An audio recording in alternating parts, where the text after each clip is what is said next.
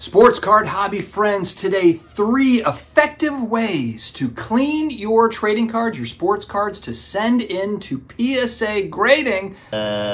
Hopefully for some PSA 10s. Stick around.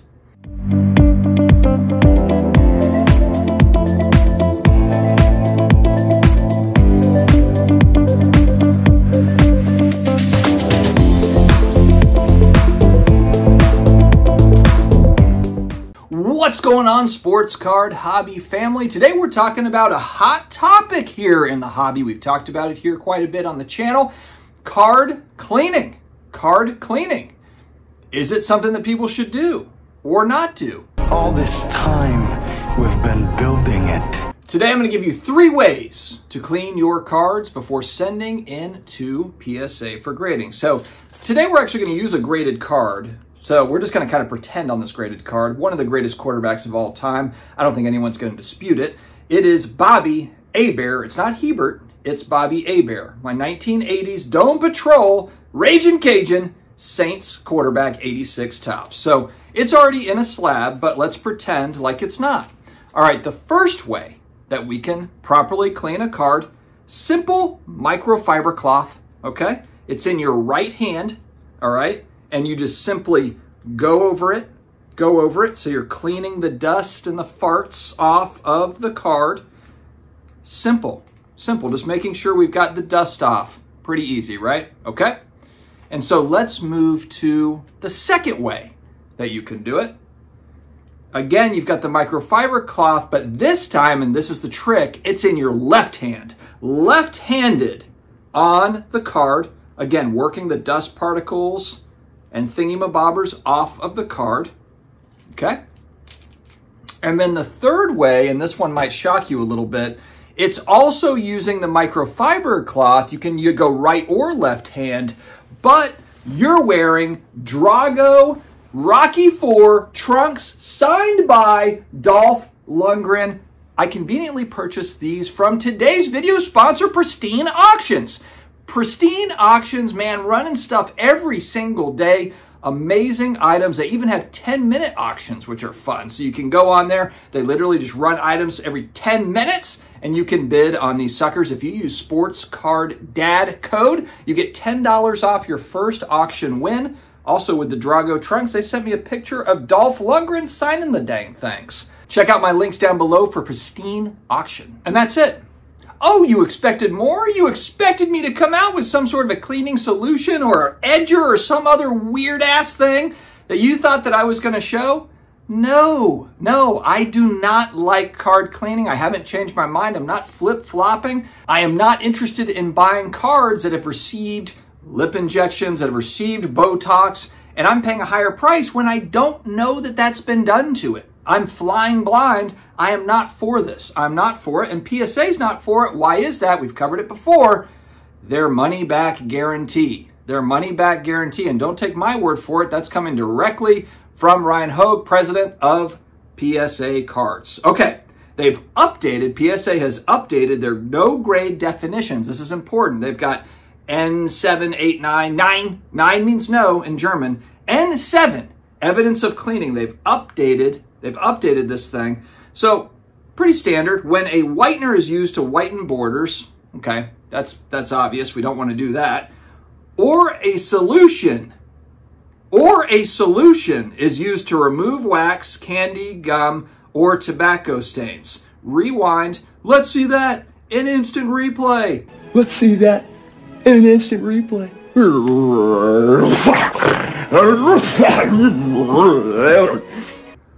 Or a solution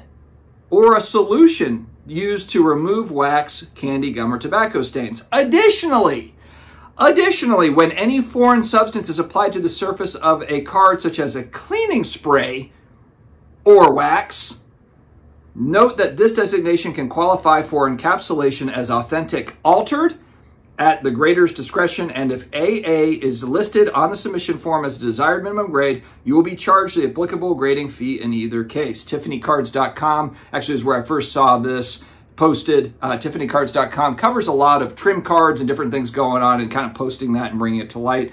And so they were the ones that first brought it to my attention. I've seen it elsewhere since. but we've got a before and after where PSA has further clarified their stance on N7 evidence of cleaning. And essentially what they've done here is added in a couple of lines that basically make it to where if you add anything to the card and they're able to detect it, and I know, God, I know, dang it, I know that everyone in the comments is going to fly down there right now. Haven't even gotten this far in the video yet, and they're already down there writing, typing really hard, typing really fast. If they can't detect it, if they can't detect it, they can't detect it. So basically what you're telling me is if you're driving 100 miles an hour and you're in a 35, that, hey, you know, but there wasn't any cops there. I didn't get caught. They weren't able to detect me going 100 in a 35. Never mind, I might have hit somebody in the middle of the road. I mean, they couldn't detect it. Come on. Come on. Me as a singles buyer, me as a long-term holder of cards and collectibles, it's one thing if the stuff has been done to it. I just want to know that it has been, but that's the problem here. They're not being submitted to grading companies, these cards, as, hey, we added a solution, go ahead and throw these in an AA holder. That is not what is happening here. What is happening is it's do whatever we can to get a 10, anything that we can to get a 10, because what does that mean? Of course, it means more money for the seller. So for the short-term transaction, the seller is the winner here. The buyer, the end collector / long-term holder, is the one left holding the bag. Because if something goes wrong, if you took a stain off that then reappears on the card, which we have seen happen on vintage cards, it's possible, then guess what? You're the one that's stuck with it, not their problem. Hey, that wasn't my fault. That wasn't my fault. I know I was going 100 into 35, but I mean, they couldn't detect it. They couldn't detect it. So again, if you've got a dent in the card, if you've got some sort of a surface blemish, it is what it is. I think that it should go to the grading company as is, because that is what fate intended it to be. We don't need to play God with cards and try to make them pristine and perfect. And by God, do not tell me that it is because you just want to make cards look pretty so that you can put them in your binders. And so you have the most beautiful copies of those cards because you fixed them up. It's not because I'm trying to make money on it. It's simply because I want my collection to be beautiful. That's why I repair and clean so that I can... Guys, that is total BS. It's absolute and total BS. It is simply a money-making venture. That's what it is. So let's call it what it is. It's a money-making venture. And let's also recognize, and the thing that I hope the PSA does here now, is seeing more of these N7 designations. What I want to see are PSA reveals where some dude is like, what the hell? I sent in 50 cards and 10 of them came back N7. That's what I want to see. Or I sent 20 cards to a group submitter and all of them came back N7.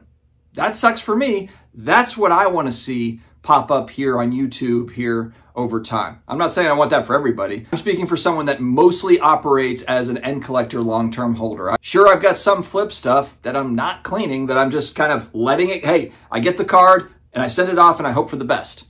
That's what it is. Maybe I'm the sucker idiot. Maybe I am, but I sleep well at night knowing that I didn't screw around with it. I didn't repair it. I didn't screw that up for an end collector down the road. Because you know what? That dent you pulled out or whatever, it could show itself again. That stain that you were able to magically make disappear because you soaked it in some solution for 30 days, it can come back. And I don't want somebody down the road to get that card and be like, wow, you know, what's happening here? It's sitting in a graded holder, but it looks like absolute trash. I don't like the whole idea of like, oh, I'm not holding it. The hot potato, I'm not holding it. It's not my problem anymore. It's the next guy or gal's problem. I mean, that's out of bounds for me. I wouldn't feel good about it. So that's where we're at. Sorry if you came here to learn exotic solutions on how to clean and repair cards, because all I've got for you is a simple microfiber cloth. And don't forget when you're out there, guys, 86 Topps Bobby Hebert. I must break you.